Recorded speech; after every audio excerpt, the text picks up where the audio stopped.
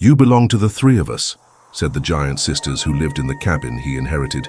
The wind was blowing through the pines as Thomas arrived at the property he never knew he owned. The lawyer's letter still crumpled in his shirt pocket, ink already faded by the sweat of the trip. 3 days of horseback riding through rocky canyons and valleys, forgotten by time to reach that clearing where stood a dark wooden hut, larger than any building he had seen in those wild lands. Smoke rose lazily from the stone chimney as he dismounted. His horse, a nervous bay that had accompanied him for years, instinctively recoiled, its flared nostrils picking up something in the air that Thomas could not yet perceive. It was as if the land itself breathed differently in that place. The silence weighed more than it should have, broken only by the constant creaking of the porch planks under an invisible pressure. Thomas tied the reins to the nearest post, noting the footprints in the dirt around the hut. They were not ordinary footprints. Each mark on the ground was the size of 2 grown man's footprints, too deep for someone of normal weight. The boots that made those furrows in the earth must have belonged to people of impressive stature. The door to the cabin opened before he could knock. A woman appeared on the threshold, and Thomas had to look up to meet her eyes. She was at least 6 feet tall, with shoulders as broad as a lumberjack's, and arms that looked like they could chop down a tree without an axe.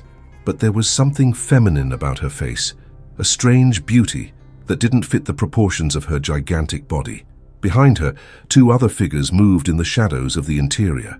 Thomas heard heavy footsteps against the wooden floor, a sound that made the entire structure of the cabin groan like a ship in a storm.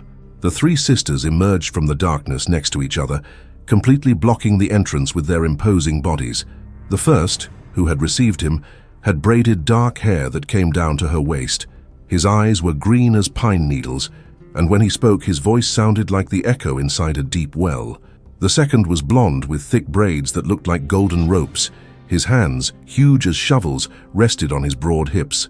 The third kept her red hair loose, a cascade of fire that contrasted with the paleness of her skin. Thomas removed his hat, feeling the sweat running down the back of his neck. The evening sun painted everything around it with orange tones, but there in front of the hut, the 3 women cast shadows that seemed to swallow the light. He opened his mouth to introduce himself, to explain his presence, but the words died in his throat as the dark-haired sister stepped forward. "You've finally arrived," she said, as if she had been waiting for him for years. Thomas felt a shiver run down his spine. How could I know who he was? The lawyer's letter mentioned only one property inherited from a distant uncle he had barely met, a man named Jeremiah who had lived as a hermit in those mountains. The blonde sister moved to the side, making way. His footprints made the porch planks groan under his weight. "Come in," she said, and her voice had the rough quality of rocks clashing. Thomas hesitated, looking over his shoulder at his horse, which was still restless, pulling the reins as if he wanted to get away from the place. "There's no going back tonight," said the third sister, the redhead, as if reading her thoughts. "Mountain trails are treacherous in the dark." Thomas knew she was telling the truth. He had passed through narrow canyons and makeshift wooden bridges that did not inspire confidence even in daylight. He climbed the steps of the porch, feeling the planks bend slightly under his feet. If they gave way like this with their normal weight, how did they support the 3 giants who lived there? The door closed behind him with a definite sound, like that of a safe being sealed. The interior of the cabin surprised him. Everything was proportionately larger than it should be. The chairs around the dining table had backrests that reached to his shoulders. The fireplace was high enough for him to walk past it, standing without touching his head to the chimney ceiling. Even the cups hanging from the kitchen hooks were the size of bowls. The dark-haired sister approached, and Thomas had to tilt his head back to look into her eyes. "Uncle Jeremiah talked about you before you left," she said. "He said that one day someone of his blood would come to take his place." Thomas frowned. What place? He had only inherited a property. "I didn't know of any obligations or responsibilities that came with it." The 3 sisters positioned themselves around him, forming a triangle.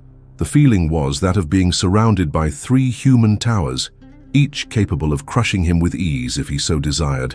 But there was no threat in his gestures, just a strange expectation, as if they were waiting for something he should have known, but didn't.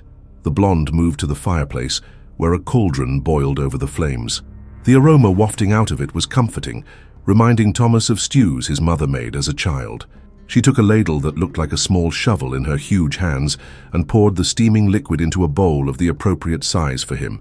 "Eat," she said, holding out the bowl. "You must be hungry after the trip." Thomas accepted the food, noticing that his hands were shaking slightly. It wasn't fear exactly, but a mixture of fascination and apprehension that I had never experienced before. As she ate, the three sisters sat around the table, their chairs creaking under the weight.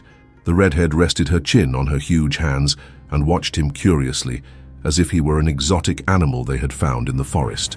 The dark-haired one drummed her fingers on the table, a sound like hammers pounding on wood. The blonde kept her arms crossed, muscles contracting under her thick cotton shirt. The stew was delicious, but Thomas could barely pay attention to the taste. His mind was buzzing with questions he didn't know how to ask. Why were they waiting for him? What had your uncle promised before he died? And why did she feel as if she had entered a different world than the one she knew, a place where the normal rules didn't apply? Outside, the night was beginning to engulf the mountains. Through the cabin's windows, Thomas could see only complete darkness beyond the yellow light that leaked onto the porch. His horse had stopped thrashing against the reins, but he remained alert, his ears upright, picking up sounds he couldn't hear. The dark-haired sister stood, her chair scraping against the wooden floor. She approached the window and looked out, as if expecting to see something specific in the darkness. Thomas followed her with his gaze, noticing how her silhouette blocked almost all the moonlight that tried to enter. When she turned to him again, there was something different about her expression, a determination that was not there before, as if an important decision had been made. The other two sisters straightened up in their chairs, and Thomas felt the tension in the air shift, becoming denser, more loaded with meaning. It was then that she uttered the words that would change everything, words that would echo in her mind for all the nights that would follow. "You belong to the three of us." Thomas felt the blood run cold in his veins as the words echoed through the cabin. The sentence hung in the thick air like cigarette smoke in a closed hall, laden with a weight he could not fully comprehend. The three sisters watched him with expressions that mixed expectation and something that seemed to be possession, as if he were a long-lost object that had finally returned to its place of origin. The dark-haired sister approached him, her steps making the floorboards protest. She held out one of her huge hands, and Thomas saw that her fingers were long and elegant, despite their enormous size.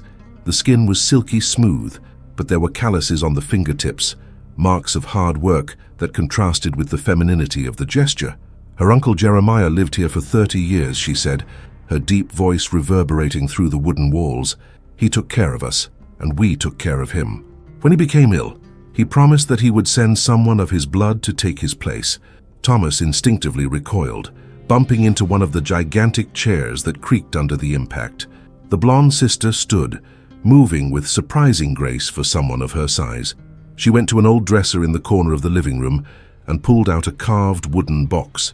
When he opened it, Thomas could see papers yellowed by time and a faded photograph. She brought the items to him, placing them on the table carefully. The photograph showed a middle-aged man next to his three sisters. Even in the sepia image, it was possible to notice the difference in size between them. The man was only at the height of the shoulders of the shortest of the three, but there was something about his smile, a genuine contentment that Thomas recognized. It was the same smile she saw in the mirror when she looked at herself in the morning on good days. "This is Jeremiah," said the red-haired sister, his voice like the crackling of wood in the fireplace. "He arrived here lost, like you. He stayed, because he chose to stay." Thomas took the photograph with trembling hands. His uncle's face had familiar features, the same brown eyes and the same strong jawline he had inherited from his family. The dark-haired woman sat back down, the chair groaning under her weight. "For 3 decades, she continued, Jeremiah divided his time between the three of us. A week with each one, then I went back to the first. It was an arrangement that worked well for everyone." Thomas looked up from the photograph, feeling a terrifying realization begin to form in his mind. "He never chose just one of you," Thomas murmured, more to himself than to them. The blonde sister nodded, her golden braids swaying like heavy ropes. "I didn't have to choose. His love was great enough for 3 hearts, but he has aged, and we have remained the same." Thomas looked at each of the sisters, noticing for the first time that there were no age lines on their faces, no mark of the time that should have passed if they had lived there for so long. Their skins were smooth as polished marble, their eyes bright as those of very young people. It was as if time did not touch them in the same way that it touched ordinary mortals. The red-haired sister leaned forward, resting her elbows on the table. The muscles in his arms contracted under his shirt, and Thomas could see bulging veins running under his pale skin. "You feel it, don't you?" she asked, her green eyes fixed on his. "The connection, belonging. It's the same thing Jeremiah felt when he first came here." Thomas couldn't deny that there had been something strange happening to him since he had set foot on that property, a sense of familiarity that didn't make sense, as if I had been there before, in forgotten dreams. The air in the cabin seemed easier to breathe than the air in the mountains outside. The candlelight created shadows that danced on the walls like familiar figures. The dark-haired one got up again and went to the window. Outside, the moon had risen through the clouds, casting a silvery light over the clearing. She pointed to something in the darkness beyond the balcony. "Do you see that construction over there?" Thomas followed his finger and distinguished the outline of a smaller structure, perhaps a barn or storeroom. "Jeremiah built it for us," she said, "a place where we could work without the curious seeing. We are artisans, Thomas. We work with iron and wood. We create beautiful and useful things, but our strength scares ordinary people.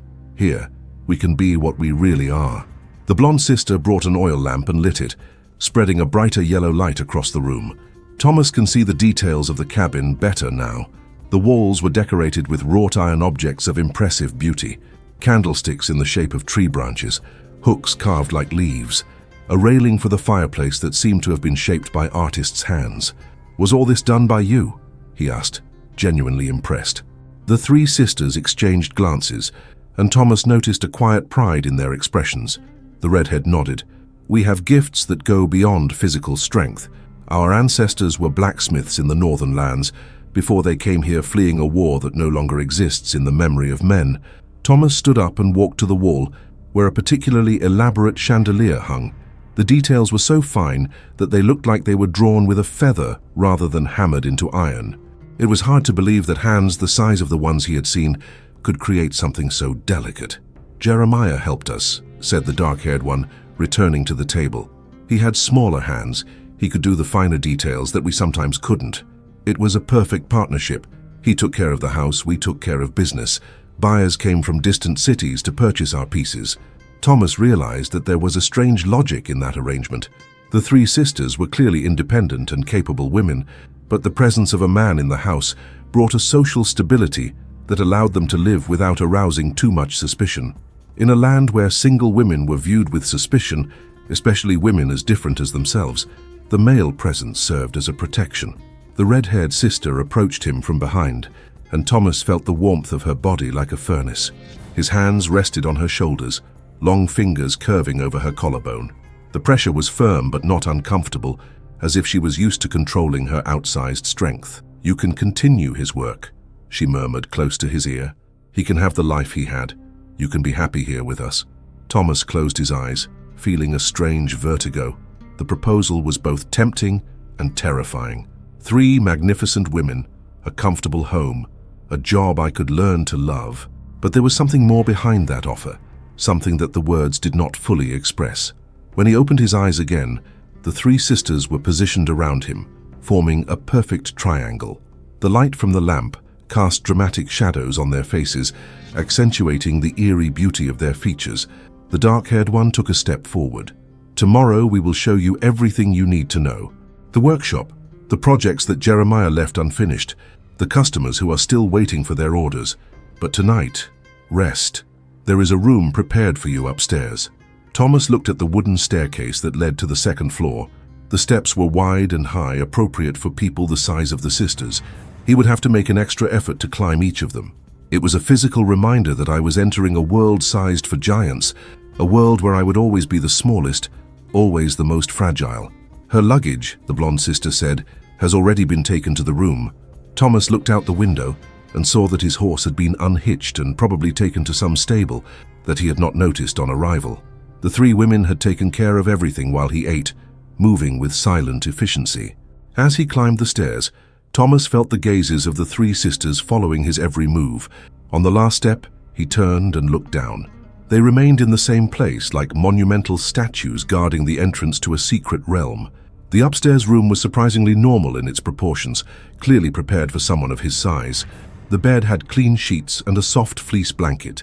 Their saddlebags were neatly placed on a chair in the corner.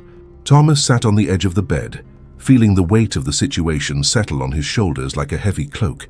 Downstairs, she could hear the low voices of the three sisters talking in low tones, words she couldn't make out but carried a contained urgency. When he finally lay down, Thomas lay awake for hours, staring at the wooden ceiling and trying to process everything that had happened. The moon cast its light through the window, creating geometric patterns on the floor. Outside, the forest was silent, but he could feel the presence of the three women in the house, like three fires that never went out.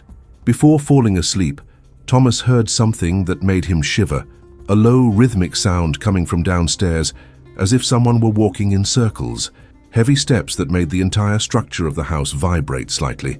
It was the three sisters, he realized, patrolling the house like sentinels, ensuring that he would not flee during the night. At that moment, Thomas understood that he had crossed a threshold from which there might be no return. The mountains around the hut stood like prison walls, and the three women who awaited him below were both his jailers and his would-be saviors.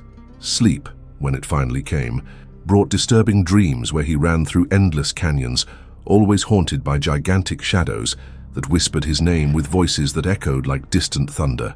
Dawn brought with it the aroma of strong coffee and fried bacon that rose up the floorboards like an irresistible invitation. Thomas gradually awoke, at first confused about where he was, until the reality of the night before came back in full force. The three giant sisters, the mysterious heritage, the proposal that still echoed in her mind like a distant bell. When he went down the high stairs, he found the kitchen in full swing. The dark-haired sister stood in front of the wood stove, scrambling eggs in a skillet the size of a wagon wheel. The blonde cut thick slices of homemade bread, the knife looking like a toy in her huge hands. The redhead was sitting at the table, drinking coffee from a mug that would be fit for a bucket in the hands of an ordinary person. "Good morning, Thomas," said the dark-haired one without turning around. His voice carried a warmth that he had not noticed the night before. "Did you sleep well?" He muttered a vague answer, still processing the surreal domesticity of the scene. It was like being inside a fairy tale, but one where the proportions were all wrong. The red-haired sister stood up and poured him coffee in a full-sized cup, clearly guarded for visitors of regular stature. The coffee was perfect, strong but not bitter, with an aroma that reminded Thomas of mornings at home before life took him away from the mountains. "Today we are going to show you the workshop," said the blonde, placing a slice of bread still warm on her plate. "You need to understand the work if you're going to stay with us." Thomas chewed slowly, savoring the soft texture of homemade bread. The word hung in the air between them like an unasked question. After breakfast, the three sisters led him through the back door of the cabin to the building he had seen the night before. Up close, Thomas realized that it was much larger than he had imagined. The structure of wood and stone extended over a considerable area, with a tall chimney from which a thin column of smoke came out. The interior of the workshop left him speechless. Burning forges warmed the environment, creating a dry heat that contrasted with the cold of the mountains. Anvils of various sizes lined up along a stone bench. Tools hanging on the walls formed almost artistic patterns, each carefully positioned and obviously well cared for. But what impressed Thomas most were the pieces in various stages of production. Ornamental railings that looked like iron lace, elaborate candlesticks like sculptures, gates that combined functionality with extraordinary beauty. Each piece demonstrated not only technical skill, but an artistic sensibility that elevated the work from craftsmanship to pure art. The dark-haired sister approached one of the forges, grabbed a hammer that Thomas could barely lift, and set to work on a piece of red-heated iron. The metal bent under his precise blows like clay shaped by skilled hands. The sparks bounced around her like shooting stars, but she didn't seem to care about the heat or the danger. "Jeremiah worked there," the blonde said, pointing to a smaller bench in the corner of the workshop. Full-sized tools were organized with military care. He did the finishes, the finer details that needed smaller hands. Thomas approached the countertop, ran his fingers over the tools that still bore the mark of constant use. The red-haired sister stood beside him, her presence like a warm shadow. "You have the same hands as him," she muttered, long with nimble fingers, artist's hands. Thomas looked at his own hands. He had never thought of them that way. He had always considered them only functional, suitable for the work that life had given him. Throughout the morning, the three sisters took turns showing different aspects of the work. The dark-haired one dominated the main forge, capable of bending thick iron bars as if they were green branches. The blonde was an expert in complex welds, joining parts with mathematical precision. The redhead had a knack for finishes, polishing surfaces until they shone like dark mirrors. Thomas watched each one work, fascinated by the combination of brute force and artistic delicacy. It was impossible not to admire their skill, the way they moved their powerful bodies with grace around the workshop. Each movement was calculated, efficient, the result of years of perfected practice. In the middle of the afternoon, the blonde sister stopped working and approached him. His hands were still warm from the forge as they touched his face with surprising delicacy. "You're thinking about leaving," she said. It wasn't a question. Thomas couldn't deny it. The idea had been circling his mind all morning like a restless bird. "Where would it go?" asked the redhead, appearing on the other side of him. "What life do you come back for? For what purpose?" The words struck Thomas like hammer on anvil. He had wandered the mountains for months before he received the letter about the inheritance. He had no fixed home, no family waiting for him, no plans other than overnight survival. The dark-haired one turned off the forge and joined the other two. Again, Thomas found himself surrounded by the three gigantic women, but this time it felt different. Less threatening, more protective, as if they were three walls between him and a hostile world he had learned to fear. "Jeremiah arrived here wounded," said the dark-haired one. "Not wounds in the body, but in the soul. Men like the two of you carry scars that can't be seen, but that hurt more than any knife cut." Thomas swallowed. She had accurately described something he had never been able to express in words. The red-haired sister held out her hand to him, and Thomas hesitated only a moment before accepting. Her fingers wrapped around his, but the pressure was controlled, comforting. "We don't ask for a choice between us now," she said. "We only ask that you stay long enough to get to know each of us, to understand what we can offer." The blonde nodded. "A week with each one, as Jeremiah did. In the end, you decide if you want to stay and who you want to be with, or if you want to leave." Freedom of choice echoed in the workshop as a sacred promise. Thomas realized that they were not trying to imprison him, but rather offering an opportunity that few men would have in life. For the rest of the afternoon, Thomas worked alongside them in the workshop, learning the basics of forging. His hands were sometimes burned, his muscles complained of unfamiliar work, but there was something deeply satisfying about shaping the hot iron, about creating something beautiful and useful with his own hands. His dark-haired sister guided him in his first project, a simple hook for hanging clothes, but even something so basic required technique and patience. She stood behind him, her huge hands covering hers to guide the hammer's movements. The heat of his body mixed with the heat of the forge, creating an awkward but not uncomfortable intimacy. As the sun began to set behind the mountains, they returned to the cabin. Thomas carried his newly forged hook as if it were a trophy. It was imperfect, with some jagged curves and a surface that needed more polishing, but it was yours. It had been created by his own hands under the guidance of true masters. Over dinner, the three sisters alternated telling stories about their life on the mountain. They talked about harsh winters when the snow blocked all the trails for months, about summers when buyers came from distant cities to order special pieces, about Jeremiah and how he had brought stability and purpose to their lives. Thomas began to understand that the three sisters, despite their imposing appearance, were essentially lonely. Their difference from ordinary people had cut them off from the world, forcing them to create their own little universe in that lost clearing in the mountains. A man's presence was not just company, it was a bridge to the humanity they still wished to maintain. That night, as he was preparing to go upstairs to his room, his red-haired sister called him back. She was standing by the fireplace, the flames creating a golden halo around her towering figure.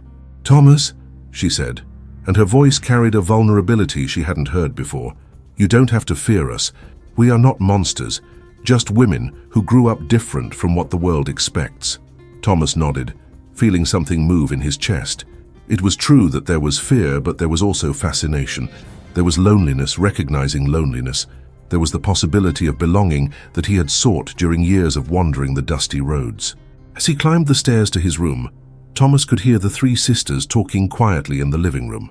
Their voices blended like a low chorus, planning something he still couldn't fully comprehend. But unlike the night before, the sound didn't scare him. It was almost like a lullaby sung by voices that knew the weight of loneliness and the hope of redemption. Before falling asleep, Thomas looked out the window at the silent workshop. The chimney was still smoking, the embers kept burning for the next day's work. It was a symbol of continuity, of work that never completely stopped, of a purpose that extended beyond the immediate present. That night, his dreams were different. Instead of chases through canyons, he dreamed that he was forging something beautiful and complex, his hands moving with skill he didn't possess in real life. In the dream, the three sisters were by her side, guiding and encouraging, their presence as pillars of strength in a world that finally made sense. The 3 weeks passed like seasons of a year, compressed into a time that seemed suspended between the real and the impossible. Thomas had discovered that each sister offered a different world within that universe of giants and cast iron. The first week with her dark-haired sister was marked by intensity. She would wake him up before dawn to work in the main forge, teaching him to read metal by the glow of the flames. His huge hands guided hers with infinite patience, showing how to transform raw iron into elegant curves. In the evenings, she cooked elaborate dishes that filled the cabin with scents that made her mouth water, hours before meals. She was a woman of deep passions, who spoke little, but whose silence was loaded with meaning. The second week with the blonde revealed a completely different personality. She had a habit of singing as she worked, low-pitched melodies that made the workshop vibrate like a cathedral. He taught Thomas the art of precise welding, how to join different metals in marriages that would last for centuries. In the afternoons, she would take him on hikes through the mountains, showing him secret trails and hidden valleys that only someone who had lived there for decades could know. Their conversations flowed like crystal-clear water, touching on subjects ranging from the philosophy of artistic creation to childhood memories in distant lands. The third week with the redhead was the most surprising. She possessed a delicacy unexpected for someone of her enormous strength.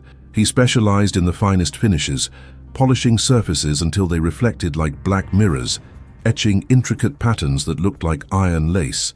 In the evenings, she read him books of poetry and philosophy, her deep voice giving life to verses that Thomas had never fully understood when he had read them alone. She was a woman of fascinating contrasts, able to bend iron bars with her bare hands during the day and embroider delicate flowers on fabric at night. At the end of the 3 weeks, Thomas found himself faced with a choice that seemed impossible to make. Each sister had shown a different facet of the love, the company, the life she could have in that place. How had Jeremiah managed to divide his heart equally between 3 such extraordinary women? On the night of the decision, the 3 sisters sat around the kitchen table, their expressions serene but expectant. Thomas could feel the tension in the air, thick as the smoke from the forge. He had spent the whole day walking alone through the mountains, trying to organize his thoughts and feelings into something that made sense. "I understand now," he said finally, his voice echoing in the silent hut. "Why Jeremiah never chose just one of you. You are not 3 separate women competing for a man. You are like 3 faces of the same soul, 3 complementary aspects of what love can be." The 3 sisters exchanged glances, and Thomas saw something like relief in his expressions. The dark-haired one leaned forward. "So you understand the real proposition," she said. "It is not choosing among ourselves, but accepting all of us as we are. Accepting a kind of love that the outside world would consider strange, but that here makes perfect sense." Thomas nodded slowly. During those 3 weeks he had discovered that his heart was bigger than he had imagined. That he could love the silent intensity of the first sister, the musical joy of the second, and the contrasting delicacy of the third, without one love diminishing the others. It was like discovering that I could admire simultaneously the strength of the mountains, the beauty of the valleys, and the serenity of the lakes without one appreciation cancelling out the others. The blonde sister got up and went to the dresser where they kept Jeremiah's papers. She pulled out a document that Thomas had not seen before, a kind of contract written in her uncle's careful handwriting. "This is the deal Jeremiah made with us," she said, "the conditions under which he lived here for 30 years. Thomas read the document by lamplight. It was surprisingly simple. Jeremiah was committed to living on the property, helping with the work of the workshop, and dividing his time and attention equally among the 3 sisters. In return, they would provide housing, food, companionship, and a share in the profits of the business. There were no clauses about love or marriage, just a practical agreement that recognized the unique nature of their arrangement. The red-haired sister brought a quill and paint. "If you want to sign," she said, You can modify the terms as you wish. Thomas picked up the quill, feeling its weight in the hands that had learned to forge iron in recent weeks. For a long moment, he hesitated. Signing that paper meant abandoning forever the nomadic life he knew, accepting a destiny that few people would understand. But it also meant belonging to something bigger than oneself. It meant having purpose, company, the chance to create beauty with one's own hands. It meant being loved by 3 extraordinary women who had waited patiently for him to understand the depth of what they offered. Thomas signed his name on the paper, with firm strokes. The moment the paint dried, he felt something fundamentally change inside him. It was not only the end of his old life, but the birth of something entirely new, a way of existing that combined love, work, and belonging in a way I had never imagined possible. The 3 sisters stood up simultaneously and approached him. For the first time since he had arrived at the cabin, Thomas did not feel small in front of his imposing stature. He felt complete, as if he had finally found the place where his dimensions made perfect sense. The dark-haired sister placed one of her huge hands on his shoulder. "Welcome home, Thomas," she said. The blonde smiled, her golden braids glistening in the candlelight. The redhead leaned over and placed a soft kiss on his forehead, a gesture that carried all the tenderness that her powerful appearance hid. That night, Thomas did not go upstairs to the room upstairs. The 3 sisters had prepared a space for him in the main room, a bed large enough to accommodate their new family of unusual proportions.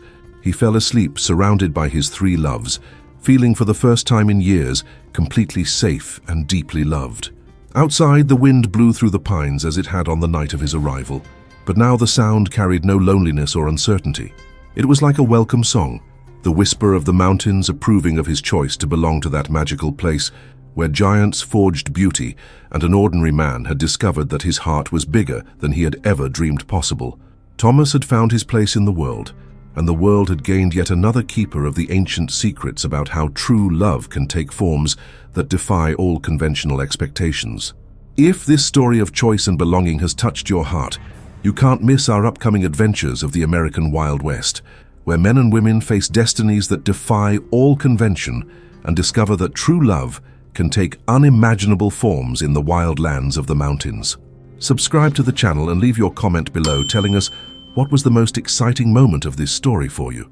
Was it when Thomas discovered the workshop of the 3 giant sisters, when he understood that he could love all of them without diminishing any love, or when he finally signed the agreement that would seal his fate in that magical place where lonely hearts find their true home?